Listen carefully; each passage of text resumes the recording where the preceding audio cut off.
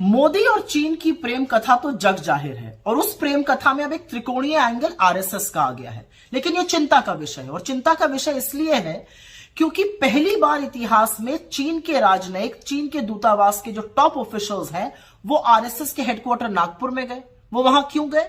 RSS कोई राजनीतिक दल नहीं है, आरएसएस सरकार का हिस्सा नहीं है। आरएसएस तो अपने आप को गैर राजनीतिक दल, सांस्कृतिक दल बताता है। तो वहां पे क्या हुआ? और चिंता इसलिए है क्योंकि उस मीटिंग के कुछ ही दिनों बाद चीन के मुखपत्र ने मोदी जी की तारीफ में कसीदे पढ़े। यह अलग बात है कि बायां हाथ कुछ और कर रहा है, दाहिने को उसका पता ही नहीं है, क्योंकि अभी जनवरी 2024 में इस देश के विदेश मंत्री ने कहा चीन और भारत के रिश्ते सामान्य नहीं है। तो जब रिश्ते सामान्य नहीं है तो वहां पर चीन के दूतावास के लोग क्यों गए आरएसएस? यह अलग बात है कि यही विदेश मंत्री पिछले साल कह रहे थे कि हम छोटी इकोनॉमी है, हम बड़ी इकोनॉमी के साथ कैसे निपटेंगे। अपनी सेना के शौर्य और पराक्रम का अपमान करना कोई एस जयशंकर से सीख ले। लेकिन अब याद रखिए कि हुआ क्या है। अप्रैल मई 2020 के बीच में चीन घुसपैठ कर रहा था और 15 जून की वो सियाह रात 2020 की जब 20 जांबाजों की गलवान में शहादत हुई। यह अलग बात है कि 4 दिन बाद मोदी जी ने देश से सीधा सफेद सपाट झूठ बोला और बिना पलक झपकाए कहा कि कोई घुसा हुआ नहीं है। और कितनी बड़ी विडंबना है कि तब से 19 कोर कमांडर लेवल की बातचीत में, मीटिंग में चीन वही क्लीन चिट लेकर बार बार दोहराता है कि आपके प्रधानमंत्री ही कहते हैं कि कोई घुसा हुआ नहीं है। लेकिन इस दौरान क्या किया? इस दौरान मोदी सरकार ने हमारे पेट्रोलिंग पॉइंट, जहां तक हम गश्त करते थे, पेट्रोलिंग पॉइंट 10, 11, 12, 13, 14, 15, 16, उनको बफर जोन में डाल दिया। जिन रणनीतिक इलाकों पर हमने कब्जा किया था वहां से सेना को पीछे किया गया। और यही नहीं, सिर्फ 21 लोगों को इस देश में परमवीर चक्र मिला था। उसमें से एक मेजर शैतान सिंह थे जिनका स्मारक लद्दाख में बना हुआ था। उस स्मारक को भी बफर जोन में डाल दिया गया। और सिर्फ स्मारक बफर जोन में नहीं डाला गया, अब कहा जा रहा है उसको शिफ्ट किया जाएगा।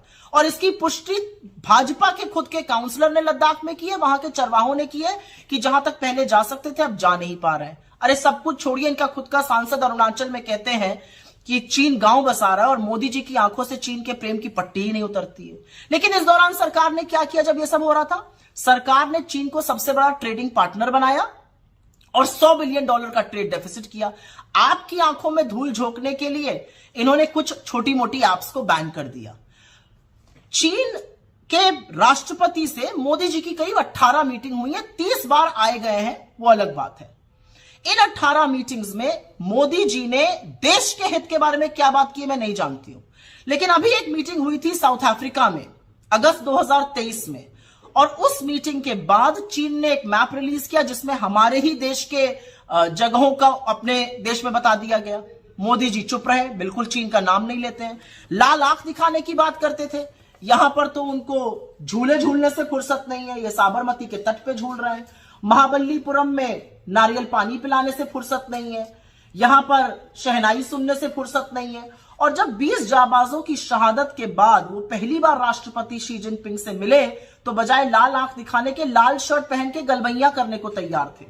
तो आज सवाल यह है कि आपकी मोहब्बत का जो चीन से खामियाजा है, उसका जो कॉस्ट है वो देश अदा कर रहा है, उसकी कीमत देश चुका रहा है। अब ये आरएसएस के साथ क्या खिचड़ी पक रही है ये समझना जरूरी है, क्योंकि हमारी भूभागीय अखंडता पर, हमारी संप्रभुता पर चीन अगर नजर उठाकर देखेगा तो उससे सेना निपट लेगी। लेकिन आप लोगों के बीच में क्या पक रहा है यह देश जानना चाहता है, और यह जवाब आपको भी देना पड़ेगा और यह नागपुर में बैठे हुए आरएसएस के लोगों को भी देना पड़ेगा।